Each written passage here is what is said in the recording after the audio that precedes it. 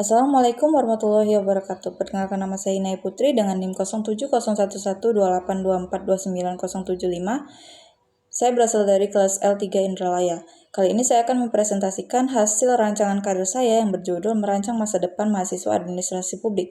Nah, jadi rencana utama saya itu adalah menjadi salah satu bagian dari Badan Usaha Milik Negara BUMN, khususnya di PT Bank Mandiri Persero, yaitu salah satu bank terbesar di Indonesia. Nah, posisi yang saya minati adalah Employer Relation Specialist yang berperan penting dalam menciptakan hubungan yang harmonis antara manajemen dan karyawan. Nah, ilmu yang saya pelajari seperti manajemen publik dan kebijakan publik di administrasi publik tentunya dapat menjadi modal penting untuk bisa beradaptasi di lingkungan kerja yang bersifat struktural dan formal seperti BUMN. Berikut syarat-syarat untuk masuk BUMN, salah satunya di Bank Mandiri Persero. Yang pertama itu adalah yang pastinya warga negara Indonesia atau WNI. Nah, yang kedua itu usia maksimal 30 tahun serta sehat jasmani dan rohani. Yang ketiga itu tidak pernah terlibat tindak pidana. Yang keempat tidak sedang terikat kontrak atau kerjasama dengan perusahaan lain. Yang keempat itu yang kelima adalah dokumen yang dibutuhkan itu meliputi KTP, ijazah, transkrip nilai SKCK, pas foto, dan dokumen pendukung lainnya seperti sertifikat pelatihan. Nah, yang keenam itu adalah jenjang pendidikan SMA atau SMK, nilai rata-ratanya itu minimal 75 skala 100 sampai dengan S2.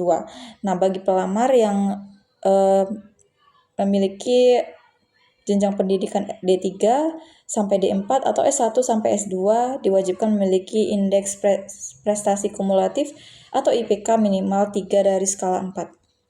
Selanjutnya itu adalah memiliki skor TOEFL minimal 400 poin. Selanjutnya memiliki kemampuan komunikasi dan kerjasama tim. Selanjutnya memiliki kesiapan mengikuti seleksi BUMN seperti tes TKD, tes akhlak BUMN, dan tes bidang teknis. Berikut analisis SWOT diri. Yang pertama itu strength. Jadi sebagai mahasiswa administrasi publik tentunya saya memiliki pemahaman akademik yang cukup relevan seperti manajemen publik dan kebijakan publik dengan posisi yang saya tuju. Nah, selain itu, saya juga memiliki pengalaman di luar akademik seperti mengikuti organisasi dan aktif berorganisasi. Hal itu juga memberikan ilmu kepemimpinan dan komunikasi bagi saya. Yang kedua itu adalah weakness atau kelemahan. Jadi, kelemahan saya itu terletak pada pengalaman kerja yang terbatas di bidang SDM dan persaingan yang cukup ketat. Nah, yang ketiga itu adalah opportunity atau peluang. Jadi, peluang di BUMN itu cukup banyak karena BUMN seperti PT Bank Mandiri itu sering sekali membuka rekrutmen secara rutin serta memiliki reputasi perusahaan yang sangat baik.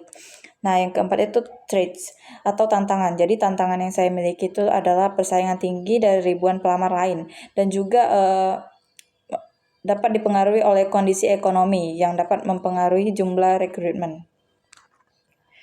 Berikut tahapan untuk mencapai karir. Yang pertama itu dalam jangka pendek, yang pastinya saya mempersiapkan diri sepantas mungkin agar lulus seleksi.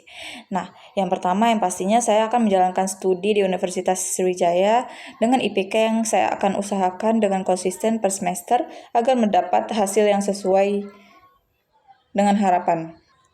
Yang kedua itu yang pastinya saya akan aktif mengikuti kegiatan organisasi untuk pengembangan diri selama perkuliahan untuk meningkatkan keterampilan, kepemimpinan, dan komunikasi yang saya miliki. Yang ketiga pastinya saya akan mengikuti program pelatihan atau magang yang relevan terutama di bidang SDM dan perbankan. Yang keempat itu saya akan mengikuti pelatihan TOEFL agar saya mendapat skor minimal 400 untuk memenuhi persyaratan pendaftaran. Nah, untuk jangka menengahnya ya pastinya saya akan mengikuti seleksi BUMN tersebut. Yang pertama ya pastinya saya akan mulai mengumpulkan dokumen yang dibutuhkan untuk pendaftaran meliputi KTP, ijazah, transkrip nilai, SKCK, pas foto, dan dokumen pendukung lainnya seperti sertifikat pelatihan. Nah, yang kedua itu yang pastinya melamar kerja di Bank Mandiri saat pembukaan rekrutmen BUMN melalui FHCI. Yang ketiga, pastinya saya akan mempersiapkan diri untuk seleksi BUMN seperti untuk tes TKD, tes akhlak, tes TKB, wawancara, dan lain-lain. Nah, yang keempat itu yang pastinya saya akan aktif memperluas jaringan profesional saya. Dapat dilakukan melalui LinkedIn, alumni, atau job fair, dan lain-lain. Nah, yang kelima itu saya akan mengikuti magang atau kerja sementara di bidang administrasi atau SDM jika memang saya belum diterima langsung di BUMN. Nah, untuk jangka panjangnya itu apabila saya diterima di BUMN, yang pastinya saya akan memulai karir saya sebagai pegawai BUMN, khususnya sebagai Employer Relation Specialist di Bank Mandiri. Nah, yang pertama itu yang pastinya lulus sebagai Employer Relation Specialist di Bank Mandiri. Yang kedua itu saya akan bekerja dan menyesuaikan diri dengan budaya kerja di Bank Mandiri. Yang ketiga itu saya pastinya akan mengikuti program pelatihan internal dan pengembangan diri. Yang keempat itu sesuai dengan job desk, saya pastinya akan berkontribusi aktif dalam penanganan hubungan industrial dan peningkatan kesejahteraan karyawan. Yang kelima, saya pastinya akan mempersiapkan diri saya untuk jenjang karir yang lebih tinggi seperti HR Officer atau HR Manager. Nah, apabila saya tidak diterima di BUMN, pastinya saya sudah menyiapkan dua alternatif planning lainnya. Yang pertama itu saya akan menjadikan diri saya sebagai wirausaha di bidang keterampilan. Kenapa saya memilih bidang keterampilan? Karena saya memiliki minat bakat di bidang seni atau keterampilan. Nah, jadi untuk mencapai hal itu yang pastinya dibutuhkan syarat-syarat untuk membuka usaha sebagai wirausaha. Yang pertama itu yang pastinya menyusun rencana bisnis sederhana dan realistis seperti toko bunga. Yang kedua itu yang pastinya harus memiliki modal, bisa berasal dari tabungan atau kerjasama. Yang ketiga itu pastinya tidak sedang dalam masa pinjaman di bank atau kredit usaha rakyat atau KUR. Yang keempat itu memiliki surat keterangan usaha. Yang kelima memiliki NPWP pribadi atau usaha. Yang keenam memiliki izin usaha mikro kecil atau IUMK. Nah, yang ketujuh memiliki NIB atau nomor induk berusaha. Nah, ini bisa dibuat di online di OSS, di website oss.go.id serta mendaftarkan nama usaha di www.dgip.go.id. Nah, yang kedelapan itu dokumen yang diperlukan itu yang pastinya meliputi KTP, NPWP, kartu keluarga, pas foto, surat keterangan usaha. Jika KTP dan lokasi berbeda itu memerlukan surat pengantar RT dan RW. Berikut analisis SWOT diri yang saya miliki. Yang pertama itu strength. Jadi saya itu memiliki kemampuan kreatif atau memiliki hobi di bidang keterampilan. Nah, saya juga mandiri dan suka belajar banyak hal baru. Yang kedua itu adalah weakness atau kelemahan yang saya miliki. Jadi kelemahannya itu mungkin berada di modal awal yang terbatas, sehingga skala usaha belum bisa langsung besar, alias harus merintis dari yang kecil. Nah, lalu saya juga minim pengalaman langsung dalam menjalankan bisnis mandiri. Yang ketiga itu opportunity atau peluang. Jadi peluang yang saya miliki itu dapat melalui platform digital yang memudahkan pemasaran yang akan saya lakukan, seperti melalui Shopee, TikTok Shop, Instagram, dan lain-lain. Nah, lalu peluangnya itu dapat meningkatkan minat pasar terhadap produk handmade atau custom, dan juga secara personal. Dan yang ketiga itu membuka peluang kerja bagi orang lain jika usaha itu berkembang. Jadi yang keempat itu ada threats atau tantangan. Jadi tantangannya itu terletak pada persaingan yang sangat tinggi. Karena saat ini banyak sekali usaha yang serupa yang sudah besar dan terkenal. Jadi fluktuasinya tren pasar itu kadang cepat berganti. Berikut tahapan untuk mencapai karir. Dalam jangka pendek, saya pastinya akan mengenal pasar terlebih dahulu sebelum membuka usaha yang saya miliki dan merancang usaha dengan sebaik mungkin. Yang pertama itu saya akan membuat riset dan menentukan jenis produk keterampilan yang dikuasai dan diminati pasar.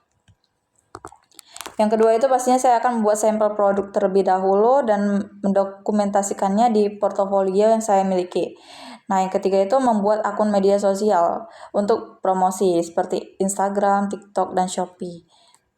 Untuk sebagai langkah awal dari branding usaha yang saya miliki. Nah, yang keempat itu yang pastinya saya akan mengikuti pelatihan dasar kewirausahaan atau digital marketing. Dapat melalui online atau mengikuti dari event pemerintah. Yang kelima itu saya pasti akan mengumpulkan modal dari tabungan pribadi atau pekerjaan sampingan.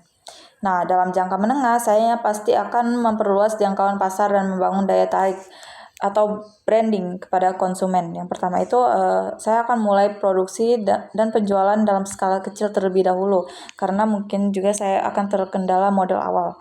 Jadi sistem yang saya pakai itu adalah sistem pre-order atau made by request.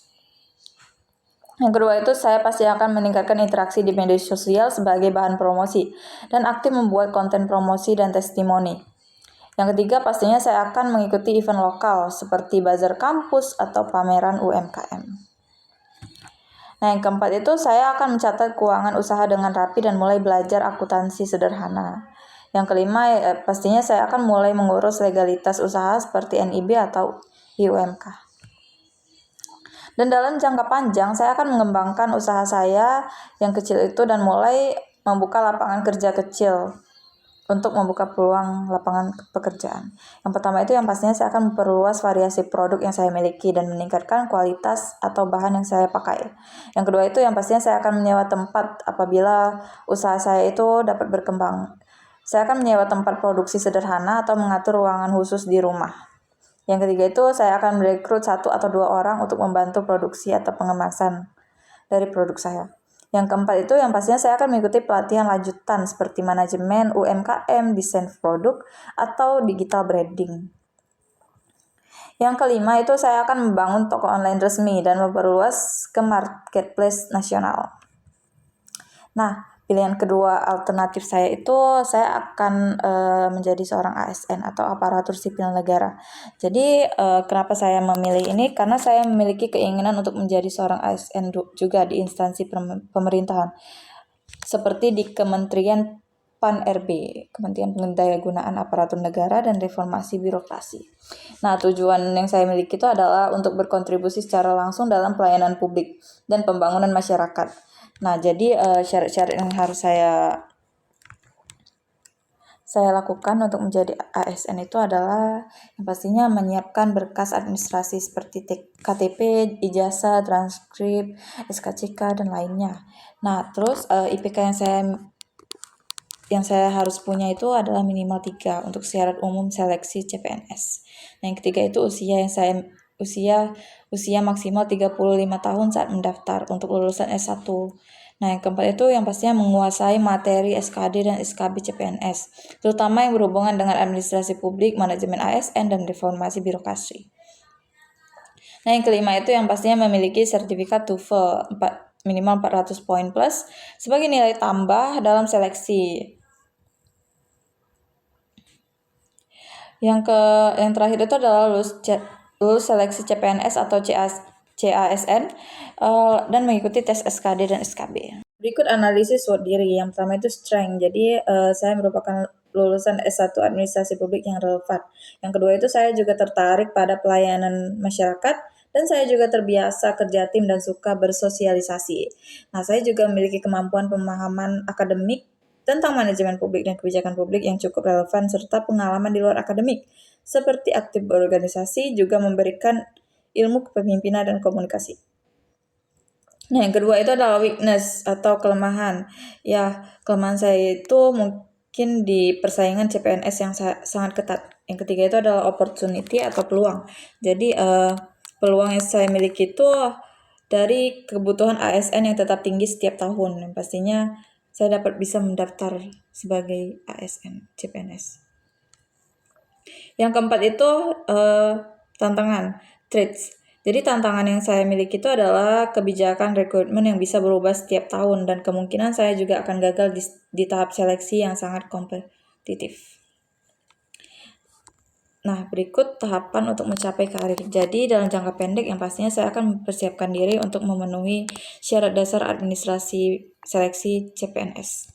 Yang pertama itu yang pastinya saya akan menyelesaikan studi saya S1 Administrasi Publik dengan IPK minimal 3. Nah, yang kedua itu yang pastinya saya akan mengikuti pelatihan TOEFL dan mencapai skor minimal 400.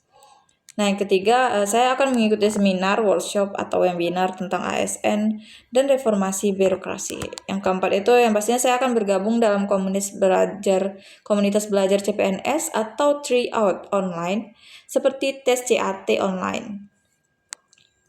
Nah, yang kelima itu saya pasti akan mengumpulkan dan mempersiapkan dokumen penting seperti KTP, ijazah, transkrip, SKCK, dan pas foto, dan lain-lain.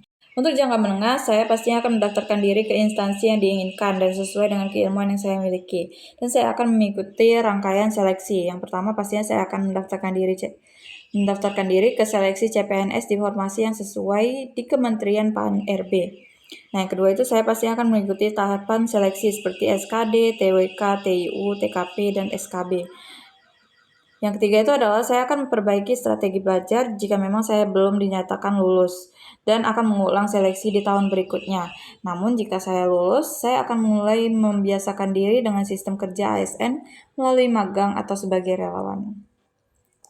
Nah, untuk jangka panjangnya apabila saya lulus dan saya akan menyesuaikan diri dengan etika dan budaya kerja di birokrasi.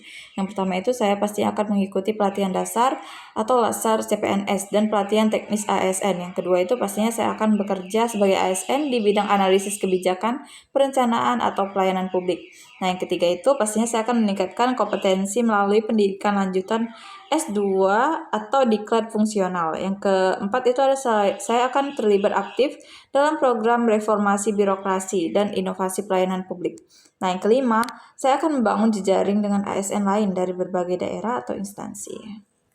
Sekian presentasi dari saya. Wassalamualaikum warahmatullahi wabarakatuh.